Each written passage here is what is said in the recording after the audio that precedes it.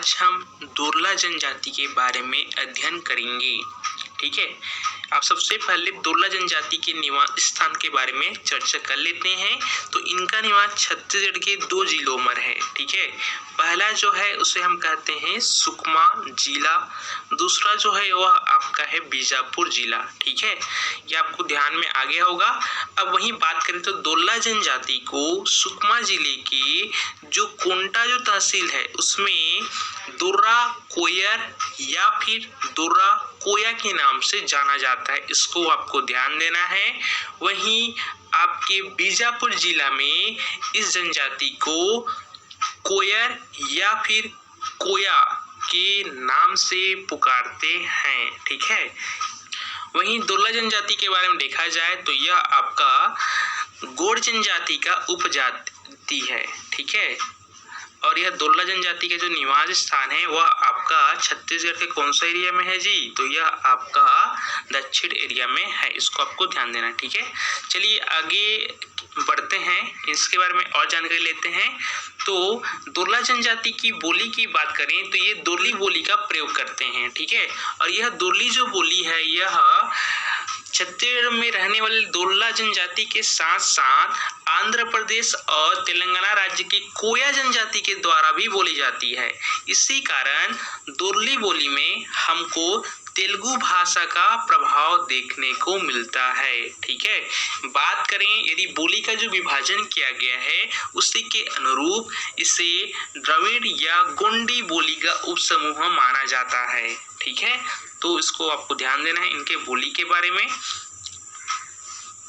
आगे बढ़ते हैं, महत्वपूर्ण शब्दावली जो ये अपने दैनिक जीवन में जो भी स्थल हैं या जो पर्व हैं उसके लिए ये दुर्ली बोली में कुछ यूज करते हैं, उसके बारे में हमको जानना जरूरी है क्योंकि ये आपके एग्जाम के लिए महत्वपूर्ण हो सकता है। ठीक है, जैसे कि गामम, गामम जो होता है ये देवगुड़ी या मंदिर को कहते हैं, और यह जो गामम जो होता है इनके गांव के मध्य या फिर किनारे में स्थापित होता है। ठीक है, वहीं शमशान को ये विश्व के नाम से जानते हैं जो कि गांव के नदी के उस पार या फिर गांव से दूर में बनाए जाते हैं।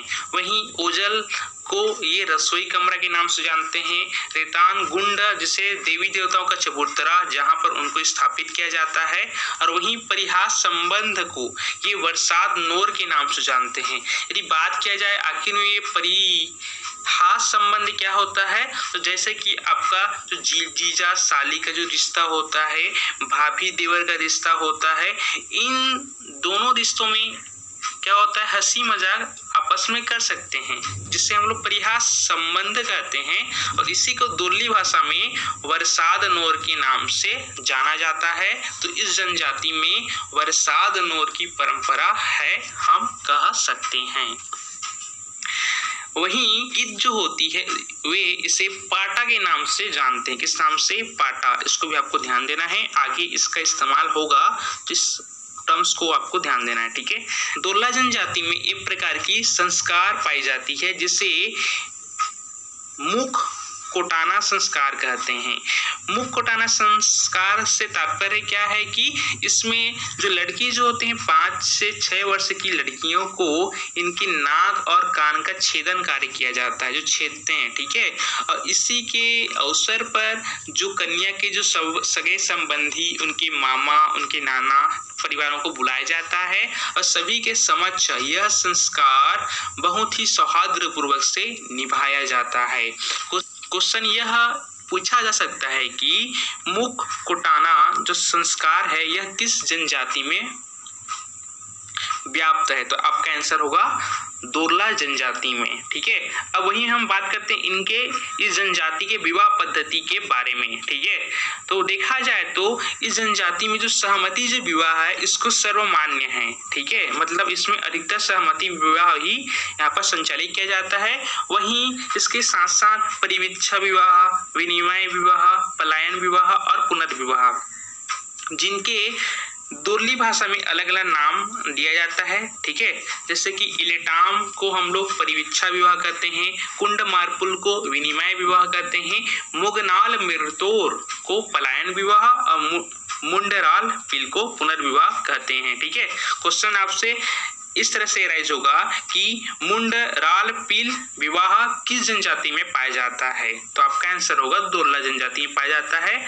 और जो मुंडराल जो पील जो विवाह है उसके क्या कहा जाता है, तो आपका पुनर्विवाही कहा जाता है। ठीक है, तो इस तरह से टर्म्स को आपको ध्यान देना पड़ेगा इसमें। ठीक है,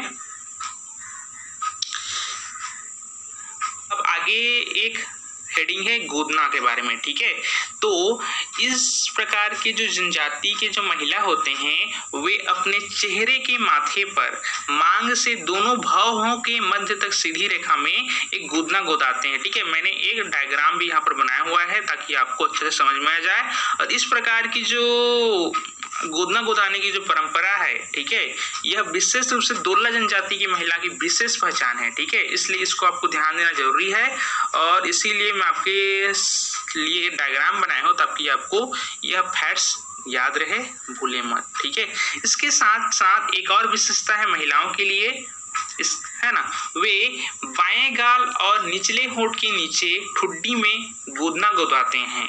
यह भी दोरला महिला की पहचान है।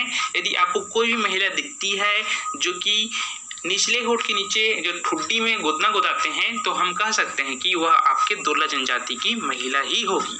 ठीक है, अब बात करते हैं इनके मृत्यु संस्कार के बारे में।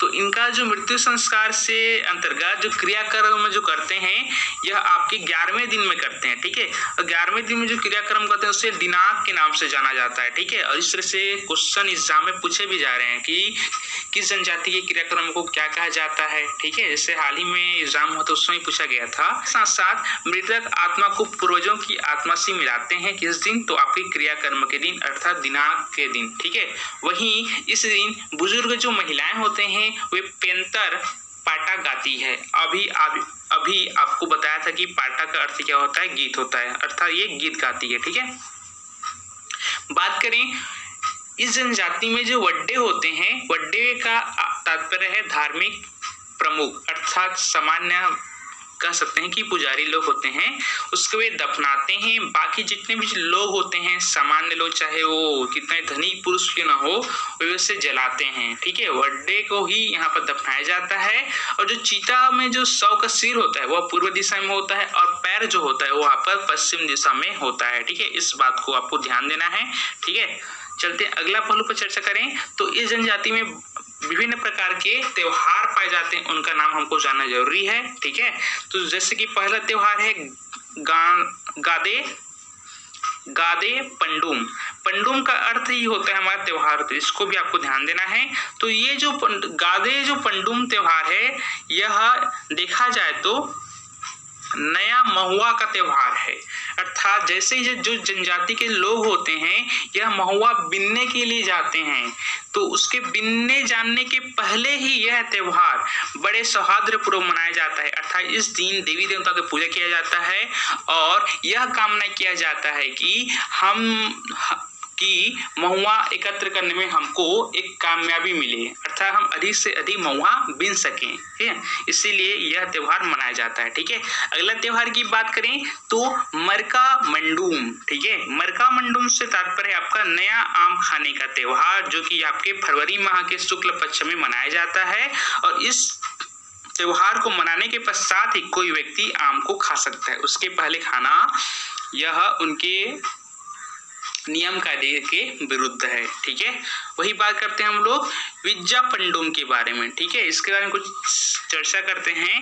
तो दोरला जनजाति के सदस्य गर्मियों में विज्जा पंडुम त्योहार में सामूहिक शिकार वेंटा करते हैं। ठीक है, अर्थात इस जनजाति में जो सामूहिक शिकार जो किया जाता है उसे हम लोग वेंटा के नाम से जानते हैं। ठीक है, जैसे कि आपको पता है कि पारधी जनजाति में जो शिकार किया उसे हम लोग पारत के नाम से जानते हैं। ठीक है, इस तरह विभिन्न प्रकार की जो जनजाति होती है उसमें जो सामूहिक शिकारों को विभिन्न नामों से भी जाना जाता है, तो वहीं इसमें वेंटा के नाम से जाना जाता है। और अक्सर और आपको यह ध्यान देना चाहिए कि जो जनजाति जो होते हैं वे गर्मियों के मौसम में ही सामूहिक शिकार करते हैं, ठीक है। हालांकि अभी सरकार के द्वारा शिकार पर प्रतिबंध लगाया गया है, परंतु ये अपने त्योहार, अपने रस्में, अपने संस्कार को निभाने के लिए, ठीक है, ये कुछ मात्रा में, नाम मात्र का ही ये सामूहिक शिकार अवश्य करते हैं, ठीक है। तो विज्जा पंडुम के बारे में देखा जाए तो इसके अलग अलग नाम हैं, जैसे कि बीज पंडुम, विज्जा पंडुम, ठीक है, और ये सब इसके नाम हैं, ठीक है। यह त्योहार जो है मई माह में मनाया जाता है, और मई महीना कौन सा आपका ऋतु होती है, तो आपका गर्मी ही ऋतु ही होती है, ठीक है। इसमें क्या करते हैं, जो सभी व्यक्ति अपने घर से थोड़ा सा धान बीज लेकर गामम में जाते हैं, और गामम क्या है, आपका देवी देवताओं का स्थान है जो कि गांव के किनारे या फिर मध्य में स्थित रहती है, और वे पुजारी को देते हैं।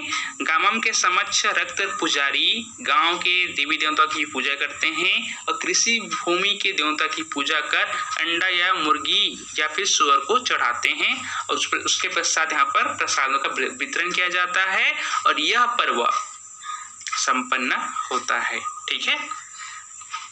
बात करते हैं अगला त्योहार के बारे में, तो इसको कहते हैं कोड़ता पंडुम, अर्थात यह आपका नवा खाने का त्योहार है जो कि दशहरा के पूर्व मनाया जाता है, ठीक है। इसमें भी देवी देवताओं की पूजा की जाती है। देवी देवताओं की पूजा करने के पश्चात ही दुर्ला जनजाति के व्यक्तियों द्वारा यह जो कोड़ता पंडुम त्योहार अर्थात नया खाने का त्योहार बड़े ही सौहार्द भाव से मनाया जाता है। उसके पश्चात नया चावल खाने के पश्चात बड़े बुजुर्गों की यहाँ पर क्या की जाती है, प्रणाम किए जाते हैं, ठीक है, और उसके बाद अन्य कार्य को संपादित किए जाते हैं, ठीक है। ओके, बढ़ते हैं आगे त्योहार के बारे में। रिक्का पंडुम से तात्पर्य आपका नया सेमी खाने का त्योहार, इससे हम लोग सुकुड़ पंडुम के नाम से भी जानते हैं।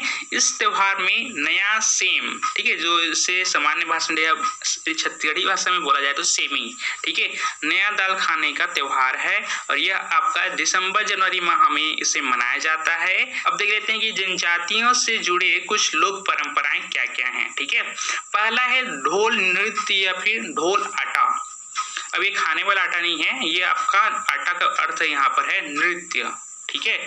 ढोल नृत्य से यदि हम लोग देखा जाए तो यहाँ पर ढोल जो वाद्य यंत्र होता है इसकी उपस्थिति यहाँ पर जरूर होगी, ठीक है। देखते हैं यहाँ पर, तो यह जो नाचा है, ठीक है, यह विवाह, सामाजिक अवसर या फिर मनोरंजन हेतु इसे आयोजन किया जाता है। इसमें जो पुरुष नर्तक होता है यह गौर सिंह से बने टोपी को पहनकर नृत्य करते हैं। इस नृत्य में पुरुष अपने गले में, ठीक है, ढोल वाद्य यंत्र, ठीक है, ढोल वाद्य यंत्र लटकाकर हाथों से डंडे का प्रहार कर बजाते हैं, ठीक है। मतलब यहाँ पर इसमें जो मेन भूमिका है वह ढोल वाद्य यंत्र का है, इसीलिए इसका नाम ढोल नृत्य रखा गया है, जो कि विवाह, सामाजिक अवसर या फिर मनोरंजन हेतु यहाँ पर आयोजन किया जाता है। और इस नृत्य में महिला पुरुष दोनों ही भाग लेते हैं, और एक गोल घेरे में इस नृत्य को संपादित किया जाता है, ठीक है। चलिए देखते हैं अगला नृत्य के बारे में। तो अगला नृत्य है आपका पेन नृत्य या फिर उसे पेन आटा कहते हैं। इस नृत्य में देवी देवताओं की पूजा अर्चना किया जाता है, उसके उपरांत यह नृत्य आयोजन किया जाता है, ठीक है। बात करें विवाह नृत्य या फिर इसे हम लोग रेला आटा के नाम से जानते हैं, तो यह नाम से ही स्पष्ट है कि इस प्रकार के जो नृत्य को विवाह के अवसर पर ही किया जाता है, ठीक है। चलिए बात करते हैं इनकी राजनीतिक व्यवस्था के बारे में। तो राजनीतिक संगठन इनका वंशानुगत परंपरा पर आधारित है, ठीक है, मतलब पहले जो वंशानुगत परंपरा पर आधारित है, लेकिन यदि वर्तमान स्थिति की बात करें तो यह जो परंपरा है यह लुप्त होती जा रही है, ठीक है। इसमें जो गांव का जो मुखिया होता है उसे हम लोग पटेल के नाम से जानते हैं। अब पटेल का जो मदद करने के लिए यहाँ पर पुजारी भी सहयोगी होती है। राजनीतिक कुछ भी समस्या होंगे तो उसमें पुजारी पटेल की मदद करेगा, एक कुछ धार्मिक प्रॉब्लम होंगे, धार्मिक समस्या होंगे तो उसमें पटेल जो है वह पुजारी का मदद करता है, ठीक है। तो ये इनकी राजनीतिक व्यवस्था हो गई। पुजारी आपको पता ही होगा कि यह गांव का एक धार्मिक प्रमुख होता है। ठीक है, तो इस तरह से हमने दोरला जनजाति के बारे में बहुत ही विस्तृत रूप से अध्ययन किया। ठीक है, जो कि आपके प्रीलिम्स या फिर वनडे एग्जाम या फिर मेंस में भी यह क्वेश्चन एराइज हो सकता है कि दोरला जनजाति के बारे में प्रकाश डालिए। ठीक है, तो आपको यदि 8 नंबर का ही पूछता है, ठीक है, तब भी इसे आई होप इसे आप भली भांति तौर पर इसे लिख सकते हैं। ठीक है, तो आज के लिए इतना ही। यदि आपको यह वीडियो पसंद आती है और यदि इसी तरह से जनजातियों को आपको पढ़ना है तो आप नीचे कमेंट अवश्य करें। तो आज के लिए इतना ही, धन्यवाद।